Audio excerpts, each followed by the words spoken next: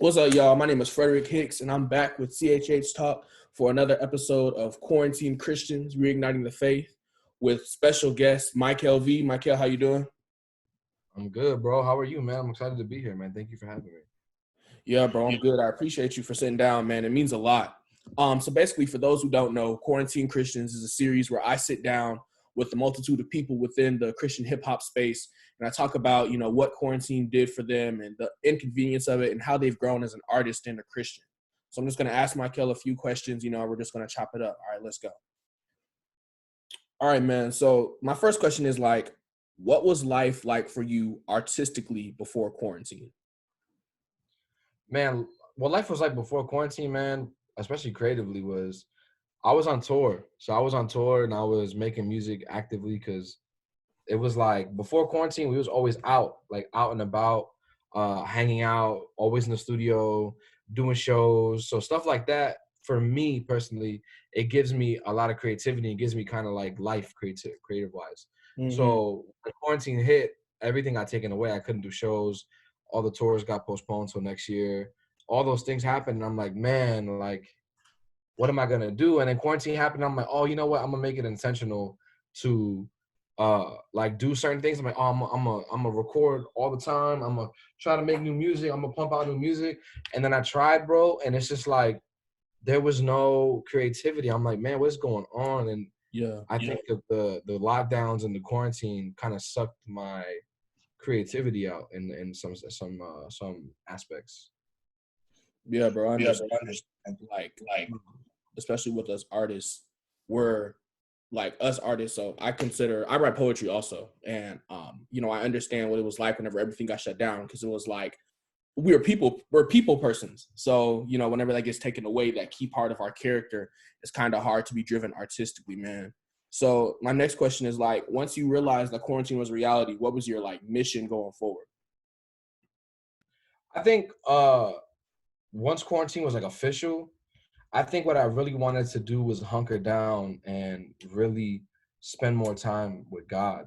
Cause I'm like, oh, I got all this time on my hands, then there's no excuse. You know what I'm saying? Like there's no excuse that I should be uh reading the word and praying and having that extra time.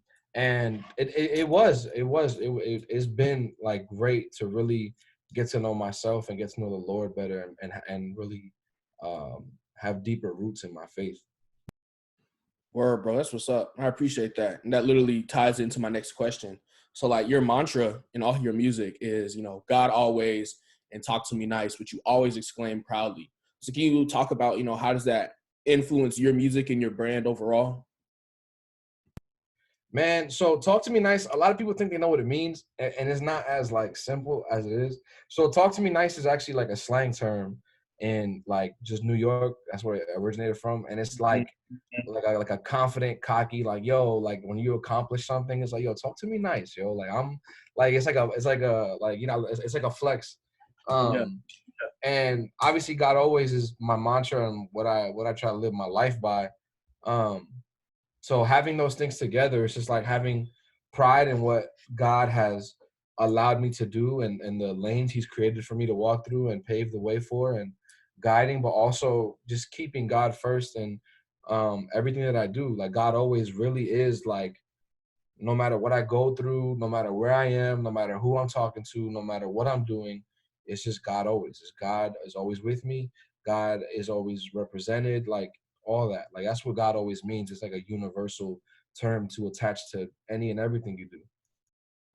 Yeah, bro, I appreciate that. That's real. That's really real. People who hear your music can easily identify that it's you or that you're about to, it's your song whenever you hear that. So to hear that has such a deep, intricate, intimate meaning, it does a lot. And so, I feel like, I think you already spoke about this, the most challenging thing you've encountered during quarantine, your lack of creativity that was counteracted by your ability and opportunity to talk to God more. So skipping from that, you obviously had a lot of opportunity. This year's been crazy for you. I've been, peeping, and you've been making big moves. So you DJed for Lecrae on Good Morning America. You were featured on I can't pronounce it, Scene Can you pronounce it for me? Yeah, it's called Sin Vergüenza. Appreciate it. Appreciate it. Yeah, bro. So you were featured on those codes. So how, despite the circumstances, how has God been blessing you this season? Man, to be honest, bro, like DJing for Lecrae, a lot of these shows and his restoration concert, and all these things, they've been a blessing. And being able to in the beginning of the year, I was like slated to have a really big year, doing tours and things like that. Obviously, COVID shut all that down. Um, but even through quarantine, man, like I've just learned that no matter the circumstances, that God still like has us in his hand. You know what I'm saying? Like, Mm-hmm. and I had to lean heavy on that because I'm like, God, how am I gonna provide? Like, I'm a full-time DJ. Like, there's a lot of people that work and do this, and like I've been blessed over the years to be able to like make enough to where I can do this full time and just worry about music. And when quarantine hit, I was really nervous, really like seeking counsel and seeking God on, man, what should I do? Like, because financially it was like to take a hit for a year is something that I didn't really plan for. So being able to do stuff with Lecrae and Sin Vergüenza and drop singles and like mini projects and do all these things have been a blessing, man, because I didn't plan any of this. Like I thought this year was going to be like a flop.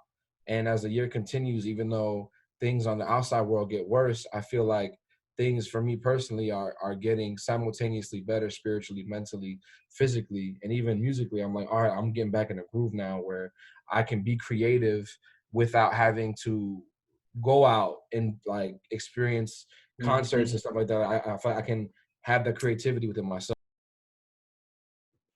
Yeah, bro. That's what's up.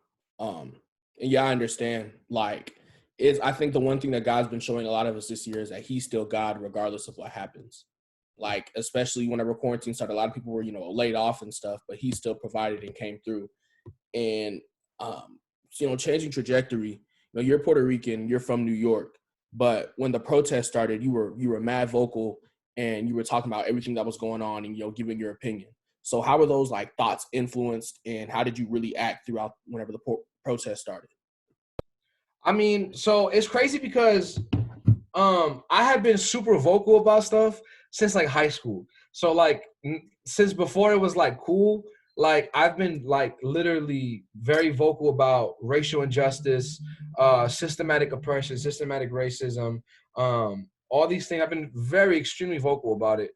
Because it's something that's near and dear to my heart. Because when you like where you grow up, where I'm from, it's like you see these things firsthand, so you have like a passion for it. So I don't have a passion for it, as in like, oh, I'm gonna go study criminal justice and all these things, but it's more so I want to like create a platform where I have a voice that I'm able to be listened to. So like when it like came to high school and stuff, like I like, yo, this is like not funny, but it's funny. But like when I was in high school, I wasn't standing for the Pledge of Allegiance or anything like that, because I was just like, I would like, my whole mantra was, why am I gonna do this for a country that don't love me? And kids in my school like would literally like chew me out, bro. They'll be like, why are you standing? Da, da, da. And like, and then there was one point where I was in my Spanish class homeroom and I didn't do it. And then man, people were getting on me. And then my Spanish teacher was like, yo, like that's his right. He could do that. He doesn't have to. Like, you know what I'm saying? And I'm like, yeah, like, I was trying to explain to people, I'm like, yo, like, why would I like say all these things about a country that if I live or die, it don't matter. You know what I'm saying? Like, it doesn't, I don't care for a country that don't care about me. So growing, but that was obviously me in high school, very super naive for my reasonings. But as I got older, I just started digging more deeply into these things and being more passionate about them because they were hitting closer and closer to home.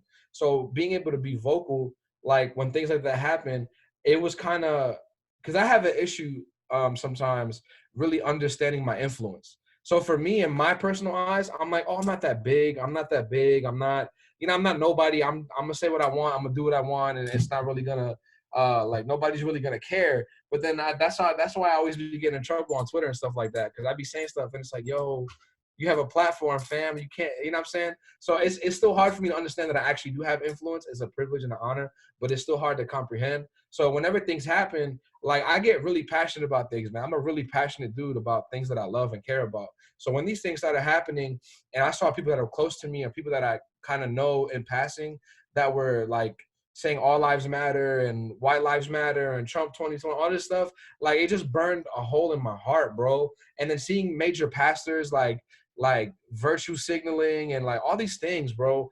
I'm like, fam, I'm done. Like I kind of threw caution to the wind, and I'm like, I don't care what people think of me from this point forward.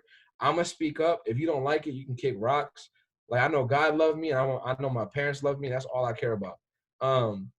And it just kind of made me speak up more, man. Like, I remember I did a live where I pretty much cursed out Louis Giglio for, you know what I'm saying, like all of a sudden caring about black issues in the community after it's like a national worldwide thing. You know what I'm saying? Like stuff like that like pisses me off, because I'm just like, how are you gonna be a pastor in the middle of the blackest city in America? And now you want to care because it's front news media and like, it's a whole bunch of stuff. But I mean, I love being vocal because I feel like if I have any form of a platform, it's my duty and my job to stand up for people who don't have a voice or like their voices get overthrown by stupidity. Cause I'm a loud guy, bro. So stuff like that, I enjoy that because I'm just like, we need to break these norms that we have, and really understand what hurt is and what other people go through, and really put ourselves in other people's shoes to be able to serve one another better. Yeah, I'm not gonna lie to you. I thought I was on mute that whole time, and I was about to be like, man. Oh, you good. That's real, bro. And I appreciate that. You know, whenever the protest started, as a Black person, it was kind of hard seeing a lot of people that I looked up to and a lot of people who were considered leaders in the faith that I had worked so hard to spread and, look and, be about, just drop me off and say, we don't care, bump you and bump your cause, this isn't biblical and XYZ. So especially to see you, as not, necessarily a Black person, and of course you go through things, but this was a lot of things, relating to Black people, to hear you and see you be like, hey, yo, nah, I'm finna be about this too. That means a lot, and it's appreciated, bro. I don't know if anybody ever told you, but thank you. It's live to see, and I hope that you continue to do that. One of the things that you just mentioned was your influence and not understanding and realizing how big you actually were. So how does what you do for God and everything necessarily impact your community and where you're from, overall? Man, to be honest, I feel like I'm in a way, like, I feel like this word is like a heavy word, but I mean, I don't know another word to use. I feel like I'm kind of like a beacon of hope for the kids where I'm from, because like being able to tour with Dude Perfect and tour with John Christ and like Lecrae and Andy and have these people in my life consistently, like I had been talking about that since I was in middle school, high school.